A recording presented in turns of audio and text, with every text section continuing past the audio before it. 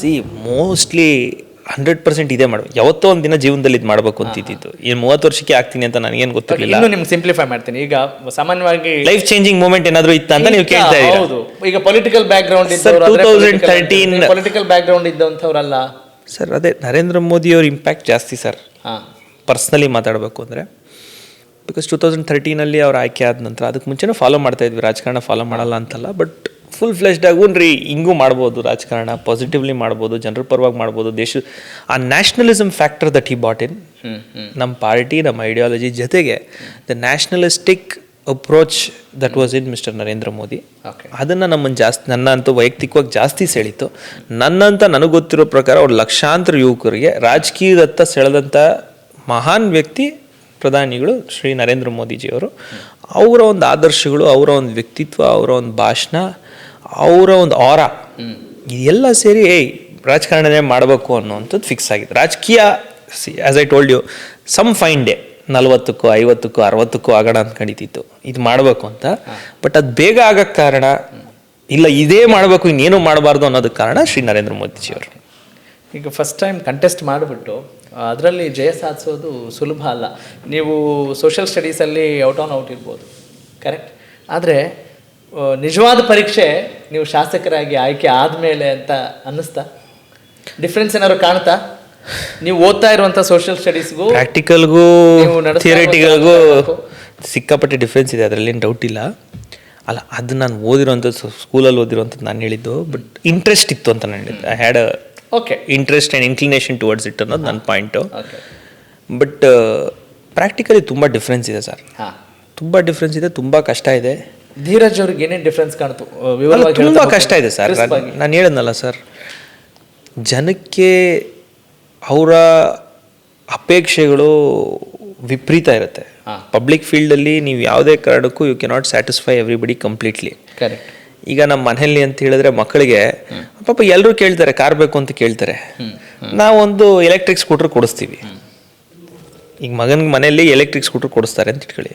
ಈಗ ನಾನು ಗಾಡಿ ಕೇಳಿದ್ರೆ ನಮ್ಮಪ್ಪ ಇಲ್ಲ ಕಾರ್ ತಗೊಂಡ್ರು. ಅದಾದ್ಮೇಲೆ ನಾನು ಬೇರೆ ಯಾವ್ದಾದ್ರು ಕೇಳ್ಬೋದು. ಈಗ ನಮ್ಮ ಕೈಯಲ್ಲಿ ಆಗೋದು ಇಷ್ಟೇನಪ್ಪ, ನಮ್ಮ ಶಕ್ತಿ ಇರೋದು ಇಷ್ಟೇನಪ್ಪ, ಇದು ಇಟ್ಕೊ ಅಂತ ಹೇಳ್ತಾರೆ ಅಂತ ಇಟ್ಕೊಳ್ಳಿ. ಸಾರ್ವಜನಿಕರಿಗೆ ಹಂಗೆ ಹೇಳಂಗಿಲ್ಲ. There expectations are extreme. ಏನೇನು ಕೇಳ್ತಾರೆ ಸಾರ್ವಜನಿಕರಿಗೆ? ಏನು ಕೇಳಬಾರ್ದು, ಯಾರು ಕೇಳಬಾರ್ದು ಕೇಳ್ತಾರೆ ಅಂತ ಏನಿಲ್ಲ ಸರ್. ಇವತ್ತಿನ ಪ್ರಜಾಪ್ರಭುತ್ವದ ವ್ಯವಸ್ಥೆಯಲ್ಲಿ, ಇವತ್ತಿನ ಆರ್ಥಿಕ ವ್ಯವಸ್ಥೆಯಲ್ಲಿ ಈಗ 4 ಲಕ್ಷ ಕೋಟಿ ಬಜೆಟ್ ಇರುವಂಥದ್ದು. 4 ಲಕ್ಷ ಕೋಟಿಯಲ್ಲಿ ಫಿಕ್ಸ್ಡ್ ಎಕ್ಸ್ಪೆನ್ಸಸ್ 2.5 ಲಕ್ಷ ಕೋಟಿ, ಕ್ಯಾಪಿಟಲ್ ಎಕ್ಸ್ಪೆಂಡಿಚರ್ ಅಂತ ಹೇಳಿ 70,000 crores ಅಂತ CM ಹೇಳ್ತಾರೆ. 70,000 crores ನಮ್ಮ ಲಿಮಿಟ್. ಅಂದರೆ ನನಗೆ ಇವಾಗ ಆದಾಯ ಇಷ್ಟಿದೆ ಅಂದರೆ ಅಷ್ಟೇ ನಾನು ಖರ್ಚು ಮಾಡೋಕ್ಕಾಗೋದು. ಬಟ್ ಜನ ಏನು ಪ್ರತಿ ಗ್ರಾಮ, ಈಗ ನನ್ನಲ್ಲೇ ಕ್ಲೋಸ್ ಟು ಅಬೌಟ್ 370 ಗ್ರಾಮ ಇದೆ. 370 ಗ್ರಾಮಕ್ಕೂ ಎಲ್ಲ ವ್ಯವಸ್ಥೆ ಕೊಡುವಂಥದ್ದು ನಮ್ಮ ಕರ್ತವ್ಯ. ಈಗ ನಮ್ಮ ನಗರಸಭೆ ಉದಾಹರಣೆಗೆ ತಗೊಳ್ಳಿ, ಜನ ಏನು ಕೇಳಲ್ಲ, ತುಂಬ ಸಿಂಪಲ್ಲೇ ಕೇಳ್ತಾರೆ, ಒಳಚರಂಡಿ ಕೊಡಿ ಅಂತ ಕೇಳ್ತಾರೆ. 180 crores ಬೇಕು ನನಗೆ, 180 ಕೋಟಿ ವೆರಿ ಬೇಸಿಕ್ ಒಳಚರಂಡಿ ಕೊಡೋಕ್ಕೆ 180 ಕೋಟಿ ಬೇಕು ನನಗೆ. ಏನು ಸರ್, ಬೇಸಿಕ್ ಅಲ್ವಾ ಸರ್ ಅದು? ಸುವೇಜ್ ಆಚೆ ಹೋಗ್ಲೇಬೇಕು ನಮ್ಮ ಮನೆಯಿಂದ. ಈಗ ನಾವು ಬರೀ ಜನರಿಗಲ್ಲ, ಎಲ್ಲರಿಗೂ ಮೂಲಭೂತ ಸೌಕರ್ಯ ಸರ್ ಅದು. ರಾಜಕಾರಣಿಗಳಿಗೂ ಅಲ್ಲ, ಮೂಲಭೂತ ಸೌಕರ್ಯ. ಒಬ್ಬ ವ್ಯಕ್ತಿ ಅಂದ್ಮೇಲೆ ಮೂಲಭೂತ ಸೌಕರ್ಯ. ನಮ್ಮ ಹ್ಯೂಮನ್ ಬಾಡಿ ಡಿಸೈನ್ ಆಗಿರೋದು ಆ ಥರ. ವೇಸ್ಟ್ ಸೆಕ್ರೆಟ್ ಮಾಡುತ್ತೆ, ಅದು ಆಚೆ ಹೋಗ್ಲೇಬೇಕು. 180 ಕೋಟಿ ಗೌರ್ಮೆಂಟ್ ಹತ್ರ ಇಲ್ಲ ಇವತ್ತು. ನಾನು 2 ವರ್ಷದಿಂದ ಫೈಟ್ ಮಾಡ್ತಾನೆ ಇದ್ದೀನಿ. ಯಾರೋ ಒಬ್ರು ಅಧಿಕಾರಿನ, ಟಾಪ್ ಅಧಿಕಾರಿನ ಹೋಗಿ ಕೇಳಿದೆ, ಸರ್ ಏನು ಸರ್ ನೀವು ದೊಡ್ಡಬಳ್ಳಾಪುರ ಕೇಳ್ತೀರಾ, ಇನ್ನು ಬೆಂಗಳೂರಲ್ಲೇ BBMPಯಲ್ಲೇ ಪ್ರತಿ ಮನೆಗೂ ನಾವು ಒಳಚರಂಡಿ ಕನೆಕ್ಷನ್ ಕೊಟ್ಟಿಲ್ಲ, ವಿ ಆರ್ ಓನ್ಲಿ ಅಟ್ 40% ಅಂತಾರೆ. ನಾನು ಹೇಳ್ತಾ ಇರೋದು ಆ ಆಸ್ಪೆಕ್ಟ್ ಇದೆಯಲ್ಲ, ದೇರ್ ಇಸ್ ಅ ಲಿಮಿಟ್. ಈಗ 180 ಕೋಟಿ ನಮ್ಗೆ ಕೊಡೋಕ್ಕಾಗ್ತಾರೆ. 56 crores ಕೇಳಿದ್ದೀನಿ. ಏನಕ್ಕೆ 56 crores? ಇರುವಂಥ STP ಕೆರೆ ಅಂಗಳದಲ್ಲಿ ಮಾಡಿಬಿಟ್ಟಿದ್ದಾರೆ, NGT ಕೇಸ್ ಆಗಿದೆ. ಅದನ್ನು ಸ್ಥಳಾಂತರ ಮಾಡಿ ಹೊಸ NGT ನಾರ್ಮ್ಸ್ ಪ್ರಕಾರ ಹೊಸ STP ಸೆಟಪ್ ಮಾಡ್ಬೇಕು, ಸುವೇಜ್ ಟ್ರೀಟ್ಮೆಂಟ್ ಪ್ಲಾಂಟ್ ಸೆಟಪ್ ಮಾಡೋಕ್ಕೆ 56 crores ಕೇಳ್ತಾ ಇದ್ದೀವಿ. ಅದಕ್ಕೂ 1 ವರ್ಷ ಆಗಿದೆ. I am just giving an example. ಜನ ಏನೋ ಬೇರೇನೋ ಕೇಳ್ತಾರೆ ಅಂತಲ್ಲ, but there is a limitation on the government. ಈ ಗೌರ್ಮೆಂಟ್ಗೆ ದುಡ್ಡಿದ್ದು ಕೊಡಬೇಕು ಅನ್ನೋಂಥ ಮನಸ್ಥಿತಿನೂ ಇರಬೇಕು. ದುಡ್ಡಿನ ಸ್ಕೇರ್ಸಿಟಿ ಎಷ್ಟಿದೆ ಅಂತ ನಾನೇನು ಹೇಳ್ಬೇಕಾಗಿಲ್ಲ, ಸಾರ್ವಜನಿಕವಾಗಿ ಜನನೇ ಹೇಳ್ತಾ ಇದ್ದಾರೆ. ಜನರಿಗೆ ಹೆಂಗೆ ಗೊತ್ತಾಗುತ್ತೆ? ಏನು ಟ್ರಾನ್ಸ್ಪರೆನ್ಸಿ ಇರುತ್ತಾ? 100% ಟ್ರಾನ್ಸ್ಪರೆನ್ಸಿ ಇದೆ. ಯಾವುದ್ರಲ್ಲಿ ಟ್ರಾನ್ಸ್ಪರೆನ್ಸಿ ಇದೆ? ನಮ್ಮ ರಾಜಕಾರಣದಲ್ಲಿ, ಆಡಳಿತ ವ್ಯವಸ್ಥೆಯಲ್ಲಿ ಯಾವುದ್ರ ಬಗ್ಗೆ ಪಾರದರ್ಶಕತೆ ಇದೆ ಅಂತ ಹೇಳ್ತೀರಿ? ತಿಳ್ಕೊಳ್ಳೋರಿಗೆ ಅಲ್ಲಲ್ಲ, ಕರೆಕ್ಟ್ ಸರ್, ವ್ಯವಸ್ಥೆ ಇದೆಯಾ? 100% ಪಾರದರ್ಶಕತೆ ಇದೆ. ಏನಿದೆ ಧೀರಜ್ ಅವ್ರೆ? ಸರ್, ಈಗ ನೀವು you go to any government website, ನಾನು ಸಿಂಪಲ್ ಆಗಿ ಹೇಳ್ತೀನಿ, ನಿಮ್ಗೆ ಯಾವ ಇಲಾಖೆಗಾದರೂ ಓದ್ರಿ, ಹೋದ ವರ್ಷದ್ದು ನಿಮಗೆ ಎಕ್ಸ್ಪೆಂಡಿಚರ್ ಶೀಟ್ ಸಿಗುತ್ತೆ. ಓಕೆ. ಅವಲೋಕನ ಅಂತ ವೆಬ್ಸೈಟ್ ಇದೆ ಸರ್. ಮತ್ತೆ ಹೇಳ್ತಾ ಇದ್ದೀನಿ ಸರ್, ಅವಲೋಕನ ಅಂತ ವೆಬ್ಸೈಟು. ಬಿಕಾಸ್ ಅಟ್ಲೀಸ್ಟ್ ತಿಳುವಳಿಕೆ ಇರೋರು ನೋಡಲಿ, ಪ್ರತಿ ಇಲಾಖೆಯ ಎಕ್ಸ್ಪೆಂಡಿಚರ್ ಇದೆ ಸರ್ ಅಲ್ಲಿ. avalokan.karnataka.nic.in. ಪ್ರತಿ ಇಲಾಖೆಯಲ್ಲಿ ಎಷ್ಟು ಆದಾಯ, ಎಷ್ಟು ತೆರಿಗೆ ಬಂತು, ಎಷ್ಟು ಎಕ್ಸ್ಪೆಂಡಿಚರ್ ಇದೆ, ನಗರಾಭಿವೃದ್ಧಿ ಇಲಾಖೆ ಏನಕ್ಕೆ ಖರ್ಚು ಮಾಡಿದ್ರು, ಕನ್ನಡ ಅಲ್ಲ ಸರ್, ಪ್ರತಿಯೊಂದಕ್ಕೂ it is accountable, it is public money sir. ಅಲ್ಲ, ನಾನು ಯಾವ ಉದ್ದೇಶದಿಂದ ಕೇಳ್ತಾ ಇದ್ದೀನಿ ಅಂದರೆ, ಆ ರೀತಿ ವ್ಯವಸ್ಥೆ ಇರೋದನ್ನು ನಾವು ನೋಡ್ತಾ ಇದ್ದೀವಿ, ಕರೆಕ್ಟ್ ಅಲ್ವಾ? ಆದರೆ ಎಷ್ಟರ ಮಟ್ಟಿಗೆ ಇಂಪ್ಲಿಮೆಂಟ್ ಆಗ್ತಾಯಿದೆ, ಜನರಿಗೆ ಏನೇನು ಗೊತ್ತಾಗ್ತಾ ಇದೆ? ಯಾಕೆ ನಿಮ್ಗೆ ಇಷ್ಟು, ಈಗ ಅವರು ಅರ್ಥ ಮಾಡ್ಕೊಂಡಿದ್ರೆ ನಿಮ್ಮ ಹತ್ರ ಕೇಳ್ಕೊಳ್ಳುವಂಥದ್ದಿರಲ್ಲ, ನೀವು ಎಷ್ಟು ಅಪೇಕ್ಷೆಗಳು ಜಾಸ್ತಿ ಇರುತ್ತವೆ ಅಂತ ಒಬ್ಬ ಶಾಸಕರು ಹೇಳುವಂಥ ಅವಕಾಶ ಇರಲಿಲ್ಲ ಇವತ್ತು. ಸರ್, ಅಪೇಕ್ಷೆಗಳು ಜಾಸ್ತಿ ಇರುತ್ತೆ ಅಂದರೆ ಸರ್, ಈಗ 100% ಅಪೇಕ್ಷೆ ಪಡೋವಂಥದ್ದು ಸಾರ್ವಜನಿಕರ ಅವ್ರ ಕೆಲಸ ಮಾಡ್ತಾರೆ ಸರ್. ಕೇಳ್ತಾ ಇದ್ದಾರಲ್ಲ, ಅದಕ್ಕೆ ನಿಮಗೆ ಅಲೋಕೇಶನ್ ಅಷ್ಟೇ ಇರಬೇಕಲ್ಲ ಸರ್. ಆರೋಗ್ಯ, ಶಿಕ್ಷಣ, ಮತ್ತಿನ್ನೇನು ಕೇಳ್ತಾರೆ? ನಾನು ಹೇಳಿದ್ನಲ್ಲ ಸರ್, ಆರೋಗ್ಯ ಶಿಕ್ಷಣಕ್ಕೆ ಹೋಗ್ಬೇಡ್ರಿ ಸರ್. ನೀವು ಆರೋಗ್ಯ ಶಿಕ್ಷಣಕ್ಕೆ ಹೋಗ್ಲೇಬೇಡ್ರಿ ಸರ್, ಅದು ಇನ್ನೂ ದೂರ ಆಯ್ತು ಸರ್. ನೀವು ಚೆನ್ನಾಗಿ ಹೇಳಿದ್ರಿ. ಇವತ್ತಿನ ವ್ಯವಸ್ಥೆಯಲ್ಲಿ ನಾನೊಂದು ಡೈರೆಕ್ಟಾಗಿ ಸರ್ಕಾರಕ್ಕೆ ಚಾಲೆಂಜ್ ಮಾಡ್ತೀನಿ, ಇದನ್ನು ಅಧಿವೇಶನದಲ್ಲೂ ಈ ಬಾರಿ ಹೇಳ್ತೀನಿ, ಆಲ್ರೆಡಿ ಪ್ರೀವಿಯಸ್ಲಿ ಇದಕ್ಕೆ ಮುಂಚೆನೂ ಹೇಳ್ಬಿಟ್ಟಿದ್ದೀನಿ. ಮಾನ್ಯ ಮುಖ್ಯಮಂತ್ರಿಗಳು ಸಿದ್ದರಾಮಯ್ಯನವರು ಅನ್ನಭಾಗ್ಯ ಅಂತ ಕೊಟ್ಟರು ಅಂತಾರೆ.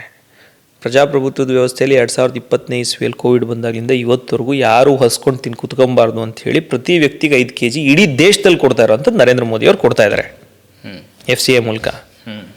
ಆಯ್ತಾ? ಇವರು ಅಡಿಷ್ನಲಿ 5 kilos ಇಲ್ಲಿ ಕೊಟ್ಟಿದ್ದಾರೆ ಅನ್ನಭಾಗ್ಯ ಅಂತೇಳಿ. ಅಲ್ಲ, ಇದು ನೀವು ಹೇಳ್ಬಿಡ್ತೀನಿ ಸರ್. ನೀವು ಅಕ್ಕಿ ಕೊಟ್ಟಿದ್ದೀರಾ, ಸಂತೋಷ. ಯಾಕೆಂದರೆ ಬೇಕಾದಷ್ಟು ಜನ ನಾವು ಇಲ್ಲಿ ನಮ್ಮಲ್ಲಿ ರಾಗಿ ಬೆಳೆಯೋದು ಜಾಸ್ತಿ ಸರ್, ಮುದ್ದೆ.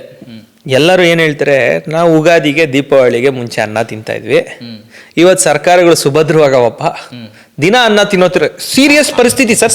ಸಾಮಾನ್ಯ ವ್ಯಕ್ತಿಯ ಪರಿಸ್ಥಿತಿ. ಬರೀ ರಾಗಿ ನಾವು ಮುದ್ದೆ ತಿಂತಾ ಇದ್ವಿ, ಇವತ್ತು ಅನ್ನ ಸುಭದ್ರವಾಗಿದೆ ಅಂತ ಹೇಳ್ತಾರೆ. Very good progress. ಶುದ್ಧ ಕುಡಿಯೋ ನೀರು ಕೊಡ್ತಾ ಇದೀವಿ ಅಂತ ಪ್ರಶ್ನೆಗೆ ಆನ್ಸರ್ ಕೊಡ್ಲಿ ಸರ್ ಇವ್ರು ಯಾರಾದರೂ. ಮೂಲಭೂತ ಸೌಕರ್ಯ ನೀವು ಚರಂಡಿ, ಒಳಚರಂಡಿ, ಆಮೇಲೆ ಚರಂಡಿ ಆಮೇಲೆ, that is great, okay, appreciated.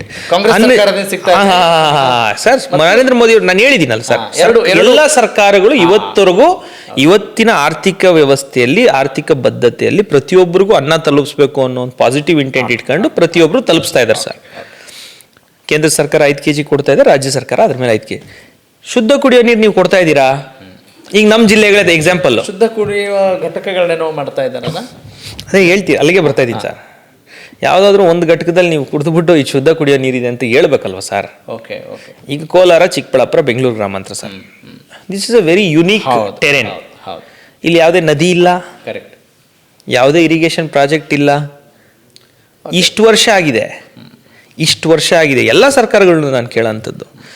ಒಂದೇ ಒಂದು ಸಿಹಿ ನೀರು ಇವತ್ತರೆಗೂ ಕೊಡೋಕ್ಕಾಗಿಲ್ಲ ಅಂದರೆ, ನೀವು ಮೂಲಭೂತ ಸೌಕರ್ಯ ಸೆಕೆಂಡ್ರಿ, ಶಿಕ್ಷಣ ಸೆಕೆಂಡ್ರಿ, ಆರೋಗ್ಯ ಸೆಕೆಂಡ್ರಿ, ಕುಡಿಯೋ ನೀರಾದ್ರೂ ಕೊಡಬೇಕಲ್ಲ. ಬಿಟ್ಟು ಹೇಳ್ತಾ ಇದ್ದೀನಿ. ಇವಾಗ ಹೇಮಾವತಿ ನದಿ ನೀರು ತುಮಕೂರಿಗೆ ನದಿ ಜೋಡಣೆ ಆಗಿದೆಯಾ? ಆಂಧ್ರದಲ್ಲಿ ಎಂತೆಂಥ ಪ್ರಾಜೆಕ್ಟ್ಸು ಸರ್. ಇಲ್ಲಿಂದ ನಾವೆಲ್ಲಿ ಕೂತಿದ್ದೀವಿ ನಮ್ಮ ಮನೆಯಲ್ಲಿ, ಇಲ್ಲಿಂದ Hindupur 80 to 90 kilometers sir. Correct.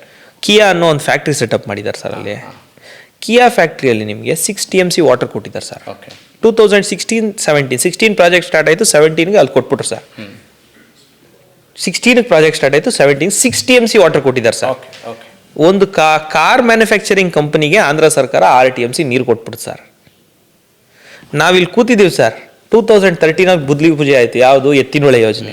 18,750 ಕೋಟಿ ಖರ್ಚಾಗಿದೆ. 18,750 ಕೋಟಿ ಇವತ್ತರೆಗೂ ಒಂದು ಡ್ರಾಪ್ ನೀರು ನಮ್ಮ ಜಿಲ್ಲೆ. ಅಂದರೆ ನಿಮ್ಮ ಪ್ರಕಾರ